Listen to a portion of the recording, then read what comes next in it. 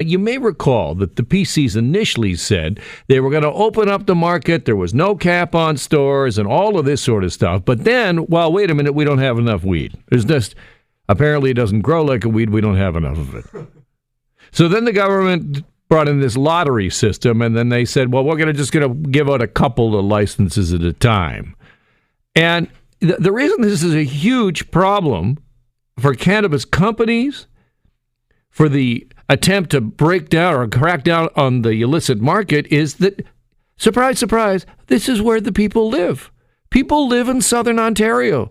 The vast majority of the population of this country happens to be in our neck of the woods. And so if these people cannot buy legal weed, and what do we got? 5 stores? How, 6? What, you going to drive across town, get a gram of weed? You're not doing that. So it's become a huge issue. Now, the government has now said that beginning in April, at a rate of 20 stores a month, that's how much they expect to open. 20 stores a month beginning next April. That's the same pace as Alberta. And by the end of 2020, there's expected to be 250 legal cannabis outlets in this province. Now, the new rules will limit retail operators to own a maximum of 10 stores. That's that current cap. But then it goes up to 30 by September of next year. Then 75 the following year. And why is that important? Is because what we're going to see in the short term, as they begin to open the floodgates, finally, is you're going to see every brand of store hither and thither and yon.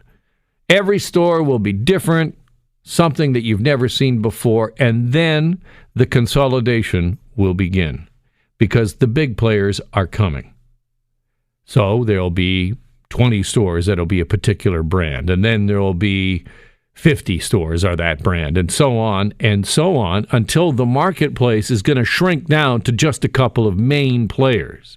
That's the way it'll happen. Now, who will be among the main players? Well, there are some pretty big players out there, but one of them is Alifa. And it raises some eyebrows because of who is in charge there. And to talk more about that, who's in charge and why that's raising questions, I'm happy to welcome back to the program Caryma, who's a lawyer specializing in cannabis issues. Welcome back. Hi, Caryma. Hello. Thank you for having me again. So let's talk about what's going to potentially happen in Kensington Market, which you know has been kind of ground zero in Toronto for the push for legalization for cannabis. Sounds like we're going to get a big store from a big player going in there. Who is the name attached to that you think there are concerns about? So the official sign outside, and if you look on the AGCO website, we're looking at one plant, and that's the name of the company, which is a joint venture between Alicia and the family that operates the Yogan Frus and Second Cup franchises, right? So lots of money, big players, and they're setting up in the heart of Kensington Market, pretty much just across the street from the Hot Box Cafe, which has been operating in the industry, not as a dispensary, but in the cannabis industry, involved in activism for decades, and they have not been able to open up. So, I mean, when you consider sort of Mr. Fantino, he's the head of Alicia, and his past as a police officer, police chief, politician, always staunchly anti-weed, that's what is raising the eyebrows. So the fact is that it's Julian Fantino who, that's the problem. Yep. And why is that a problem? You allude to a couple of the points, but maybe expand on that for me. Sure. So let's think about Mr. Fantino's history. So he's been a police officer since 1969 and rose to the top. He was the police chief for London, York Region, Toronto, and all the while, his record is checkered at best. And consistently, he's been very anti-cannabis. There was, I guess, a brief bright spot in 2003 where he instructed officers to stop arresting for simple possession. But aside from that, he's been opposed, and under his watch, thousands of people have been jailed and arrested and convicted for nonviolent cannabis offenses, disproportionately Black and Indigenous people.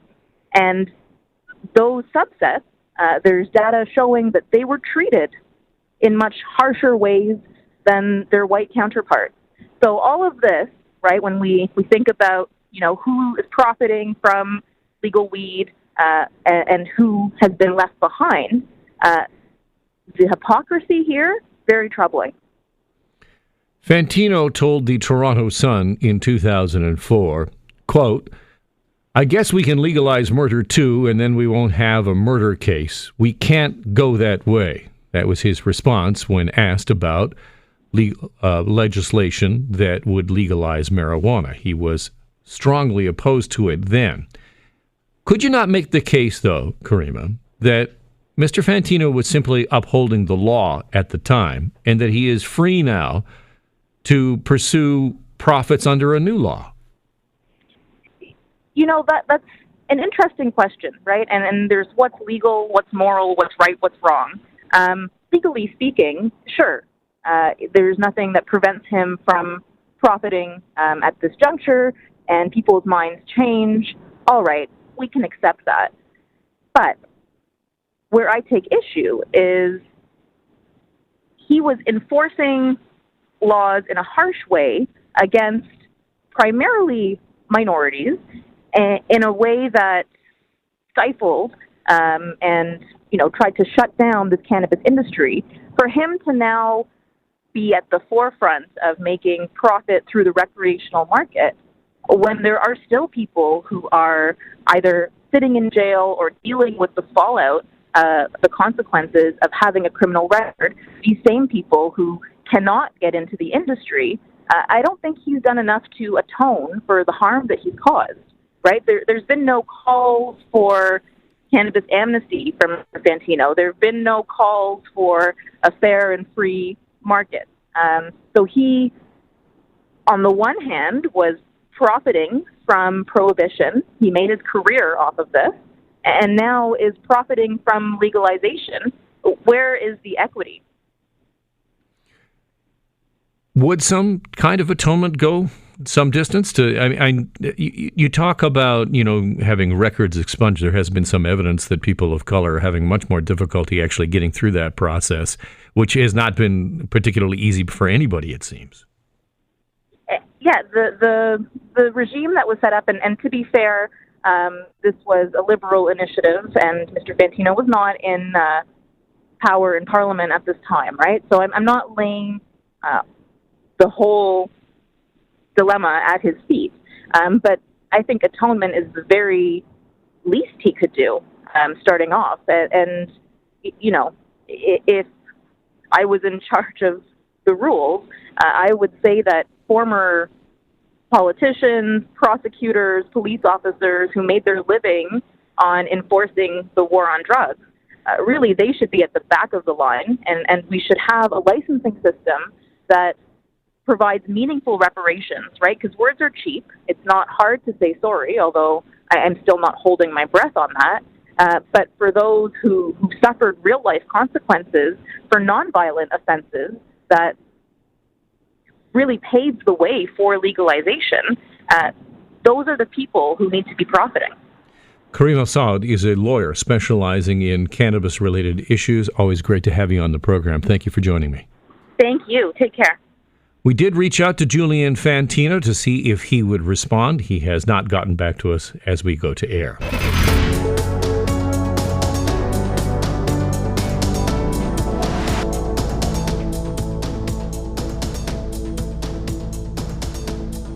Welcome back to the program. This week at Queen's Park, a special unveiling. The portrait of Kathleen Wynne was unveiled. It will hang on the second floor outside the Premier's office with the other previous premiers of this province. This is a traditional thing that happens after a premier serves their time. There is usually a delay of a couple of years. But in this particular case, Kathleen Wynne had a very specific reason for wanting to have this portrait put back up, or rather put on the wall, and quickly.